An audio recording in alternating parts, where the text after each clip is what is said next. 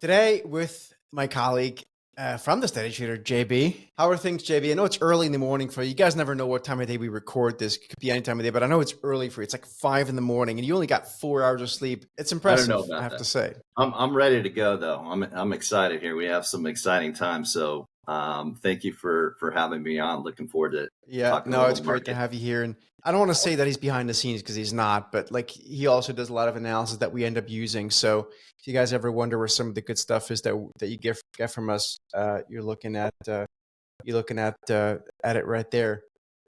Let's just get right into it. I think there's no reason to kind of walk around the swamp too much. Let's just talk about it. I mean, what we really want to talk about a little bit is, what to kind of expect in a month of May. I mean, I think what we can certainly expect is a lot of random stuff happening. That's not much of a forecast, but um, and I'm going to start sharing my screen so we can look at charts. But sort of from a big picture perspective, JB, I want to look at some monthly charts because we've got some crazy monthly charts as a recording this here in the S&P. But maybe just quickly looking back at the month of April, what do you think are some of the lessons that could be learned for investors, particularly as we look forward to the rest of the year? It's only been, we've only had a quarter and a month, so 4 months in the month of 2025. And it's obviously difficult to forecast specifically, but we can make a roadmap, right? But what is Yeah. your kind of take here? What do you think people should learn from this?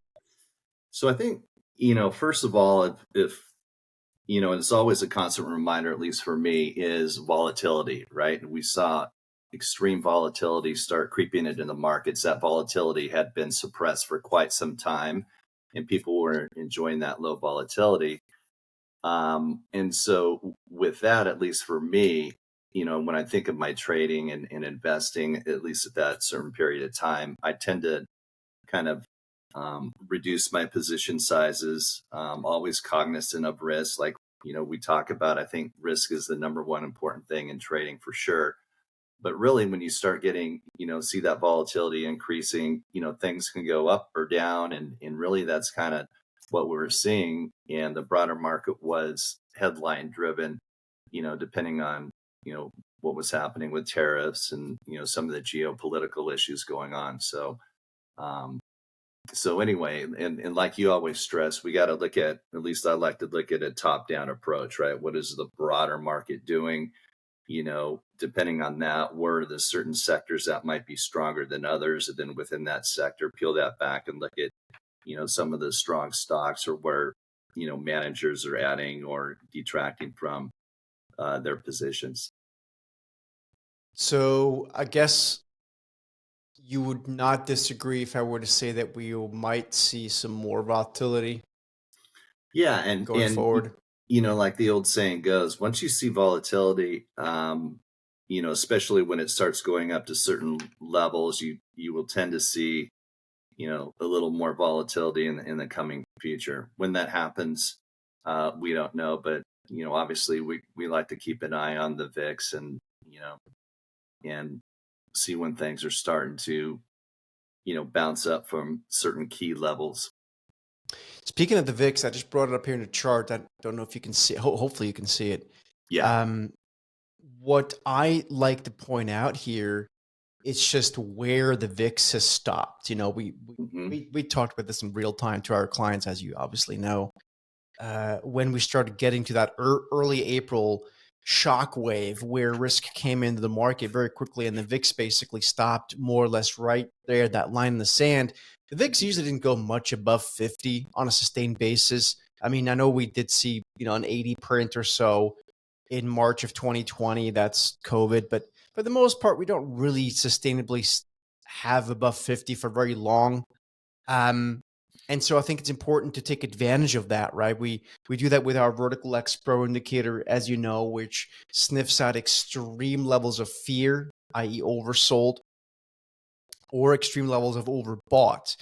Um, and so I actually want to start there. I have a sneaky suspicion that if we were to start talking a little bit about gold, that would be something that more than just maybe a person or two would be interested in. I do want to come back to actually, you know what? I'm ripping up the script here. They do this on Bloomberg. This guy, Tom Keane, did, and they do this. I'm getting into sound effects now. There's another one here. Hold on. Very nice. There you go. All these fun sound effects. I want to start off with one chart actually, JB, and then I promise we'll talk about gold, right? Because again, Yeah. the point is not so much looking back. A lot of, you know, sometimes we do webinars, and you've been in those too, where we talk about giving people examples of how a process works or how an indicator works, and they're like, "Well, that's no good. That happened in the past. I want to see how it works going forward." Well, neither you and I are, you know, have one of those Back to the Future cars, you know, or that kind of thing. So we can't tell you what, can't show you a signal that happens in the future. We can only show what's happening right now. And that's what we're going to do right now. So let's do that. So first of all, let's start with the S&P chart that I think both you and I think are on the same page on that one for sure, which is that we're getting into, and I'm bringing it up here, just need a second here to find it. It just kind of gives us the levels and kind of the thought process. Here you go. And we've talked about this on Set the Market, this chart last, we're recording this on May 1st, just in full disclosure. I'm not quite sure if this is going to be released until maybe Monday or so. So it'll be within a few days of when we record this, which is not a problem at all. And then I do want to talk about the bond market and the dollar, which all of which are doing something quite differently than what some of these Max 7 led rallies are doing right now.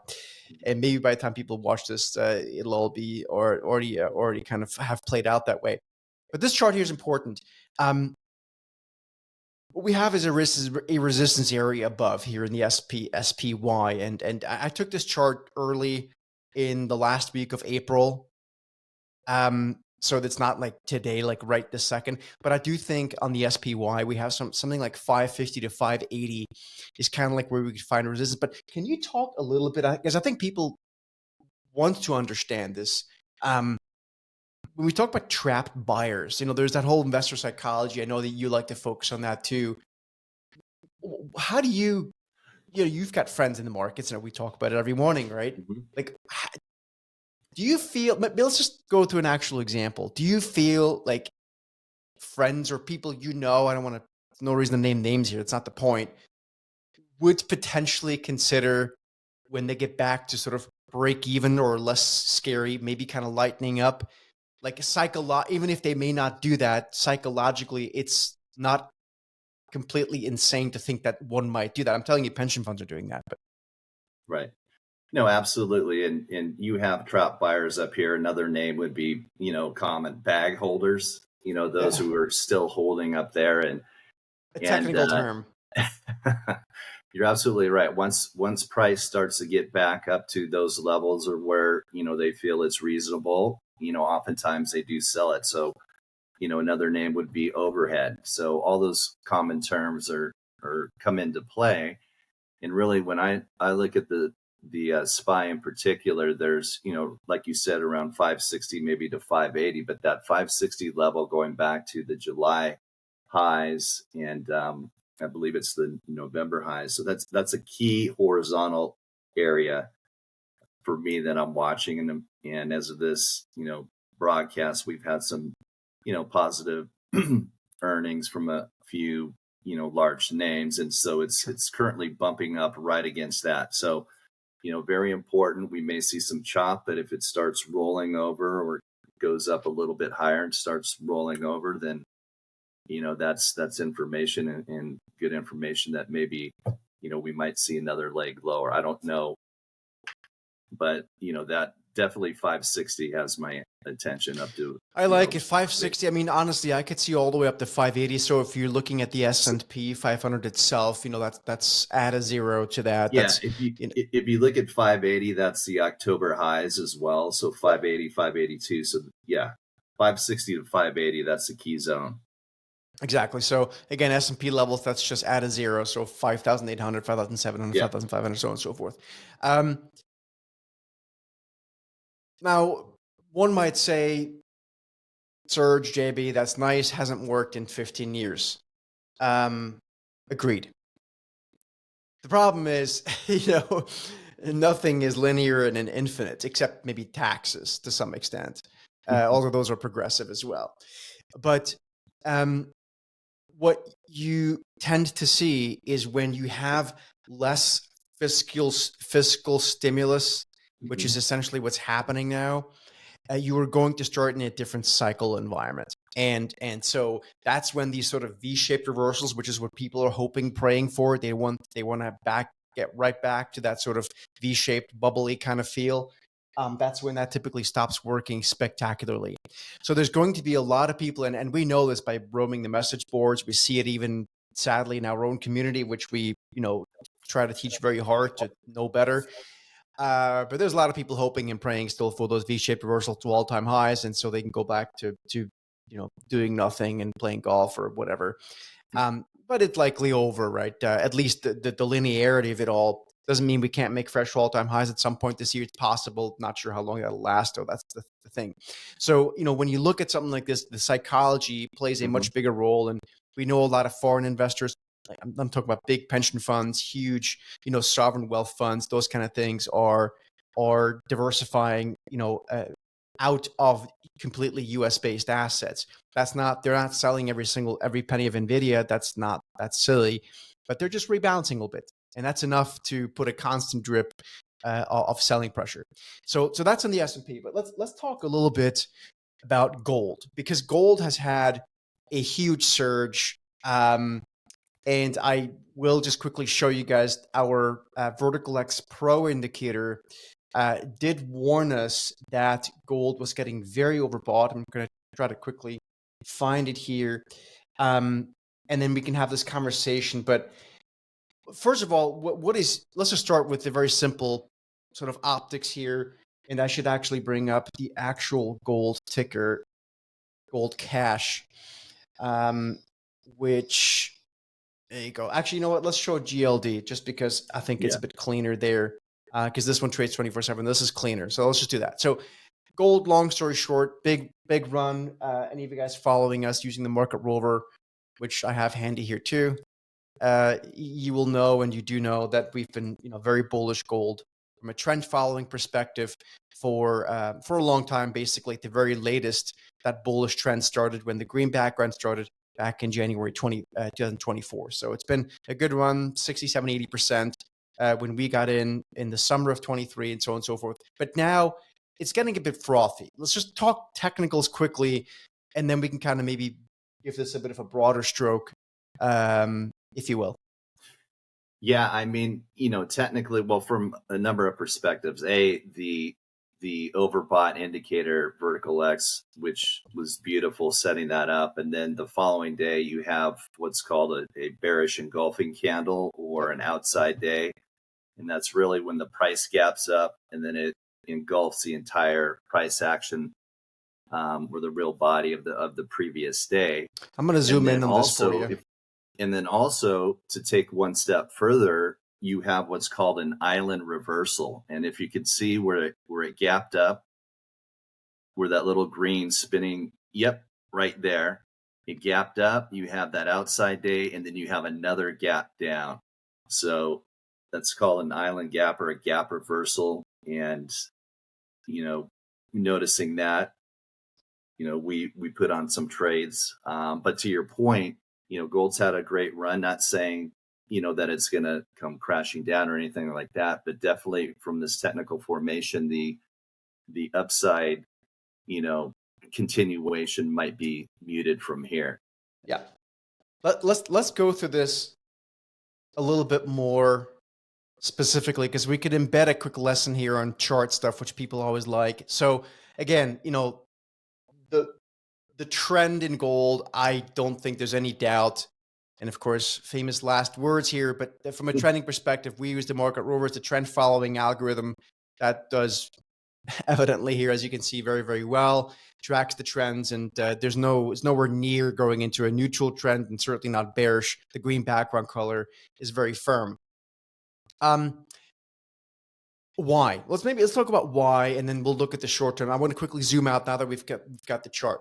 Well, the why is really quite simple. There's a de-dollarization taking place in the world, and that has accelerated very clearly, and you can literally see it on the chart. Essentially around early April, we had an initial shock wave, and this is interesting as well. So, and this will continue, right? This is not done.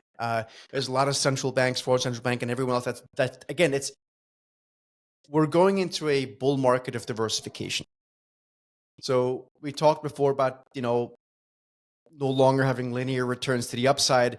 Like we're going to have a bull market and diversification, be that in gold, other stocks around the world, not every single stock, but other stuff, right? So it's no longer going to be Max 7 and only Max 7 because the globe is diversifying. It's very, very important to understand. It's not linear either. That's going to take its turns, but we have arguably, and JB, I had dinner last night with a gentleman who runs a big precious metals focused private bank, actually. Or he's not the CEO. He's one of the head investment private bankers. He's the head investment private banker, and he has clients that are very global in nature, so they tend to diversify anyway. That includes U.S. clients, but he's just seeing the tremendous demand that people have for precious metals and like base metals. I know you and I have talked about copper, right? The tremendous shortage in copper we're likely going to encounter, like even literally or later on this year, because of the crazy demand for energy build out. But gold is, and this is important for the near term, gold does, when you have a real risk off moment, gold actually tends to trade down with risk assets. So for example, if you look at the chart there, you can see April 3rd, that was the morning after April 2nd, which April 2nd was tariff day. And gold ended up actually correcting about, call it 5.5%. Why? If everything else, it's because people tend to because you get margin calls. And so what ends up happening is you end up selling the thing that you can sell, as opposed to the thing you want to sell to kind of cover margin calls. And then, once that was over, gold was back off to the races, rallied 16% in like a couple of weeks, crazy. And then we got to this really crazy top, as you say, which technically is a thing of beauty. Not only, and most importantly, at least for me, the Vertical X Pro told us, that's the little blue down arrow, this thing is morbidly overbought in the near term for a few days, possibly a few weeks, maybe even more, right? Number one. Then we had the outside reversal day, which was the big up gap. This is the cash session, right? So this is the US New York Stock Exchange trading session because it's the GLE, it's an ETF. Gap higher, outside reversal day, which the next day, April 22nd, meaning GLD opened higher, reversed back down. And that actually within 2 days from peak to trough, gold dropped as much as 5.5% or just north of 5%.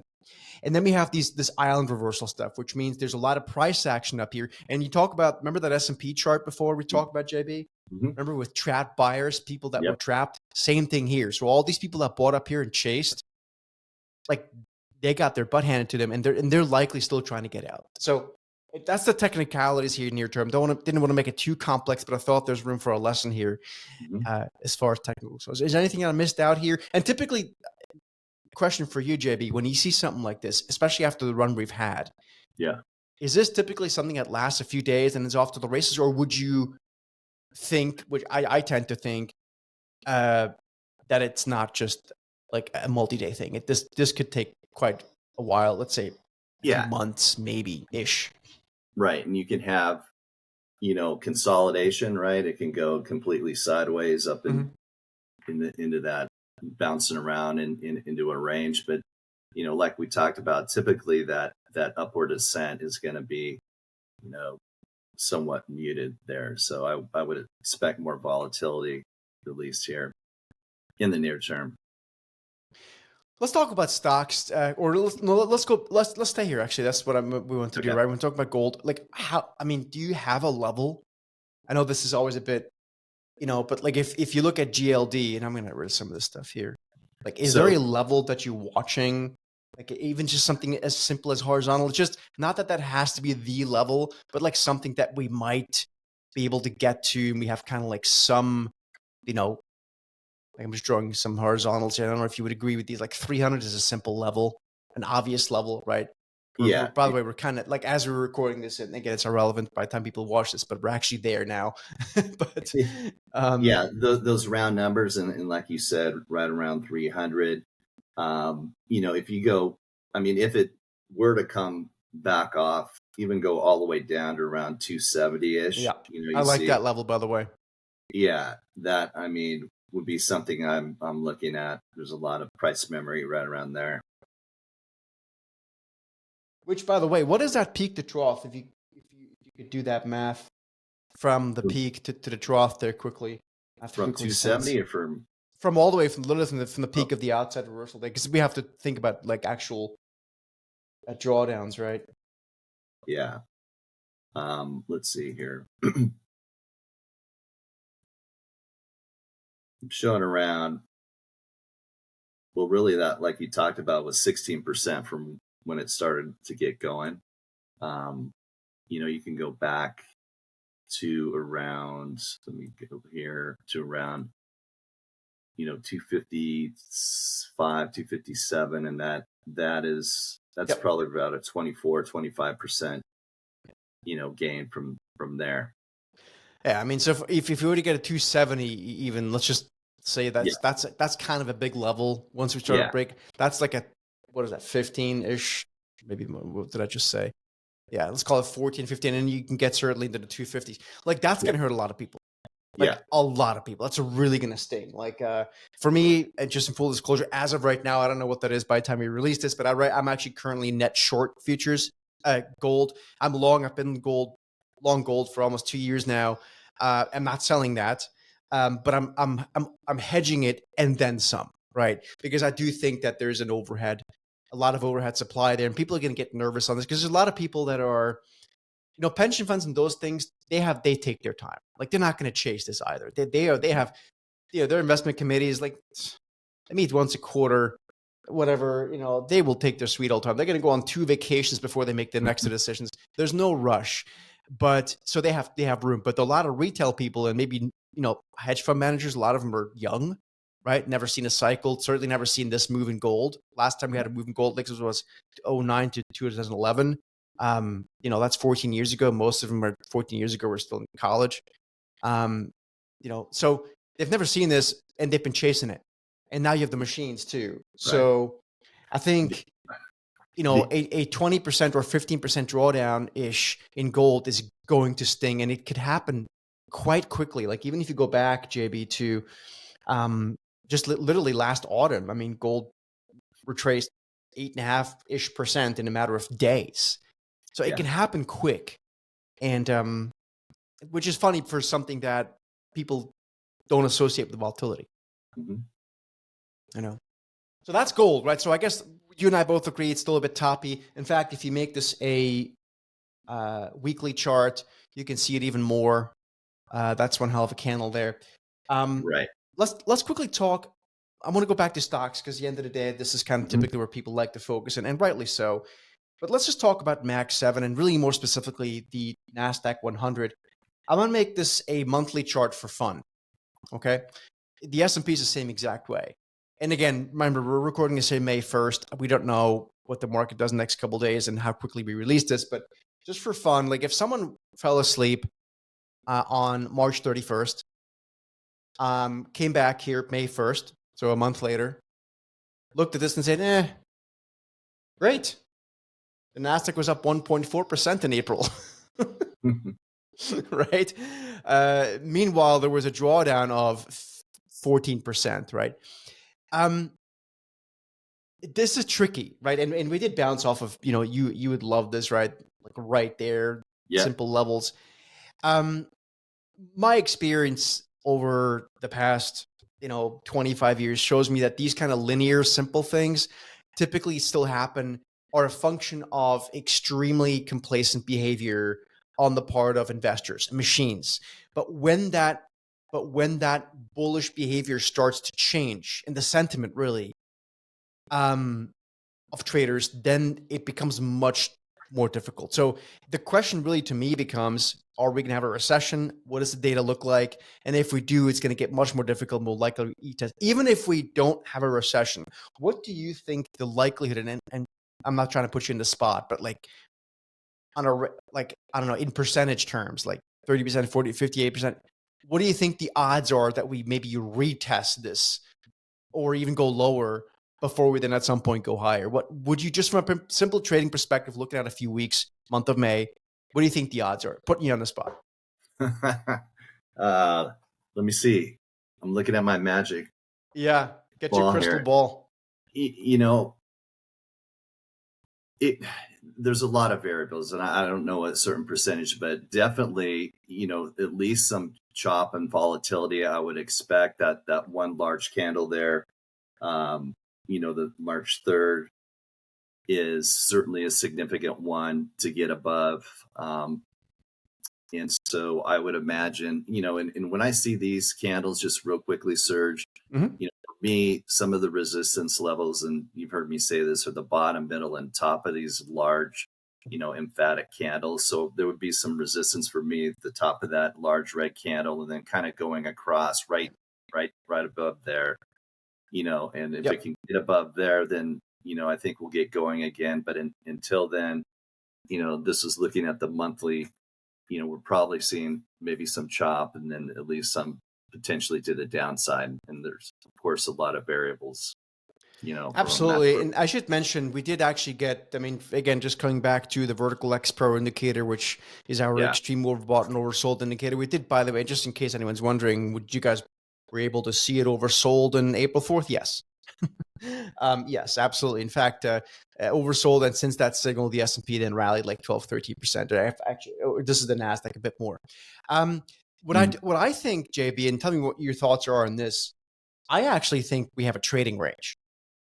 And that trading range is not over, which just gets us right back to full circle to the first chart that we talked about before, which was the S&P chart. We can do the same exact thing here on the Nasdaq 100 chart. So I would say, and you tell me if you kind of roughly agree with this or not, Mhm. and we can certainly redraw it. But for sort of shits and giggles, I mean, the Mhm. range is quite wide. Clearly, we've had a very volatile April, so that's kind of a moot point.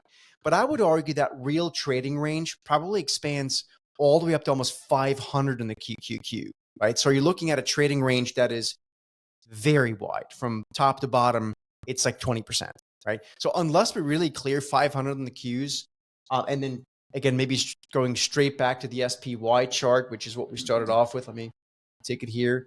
Would you say that's kind of within your sort of, does that kind Yeah. of fit your framework, or is that way off? No, you're absolutely right. At least when I look at my chart, I'm looking at it daily. You go back to the, again, July 24 highs right around 503. So that 500, 503, you can go to On the Qs? November. Yeah. I'm sorry, on the keys. Yeah. And No, no, then it's good. It's Yeah, good. and then the November highs are around 515.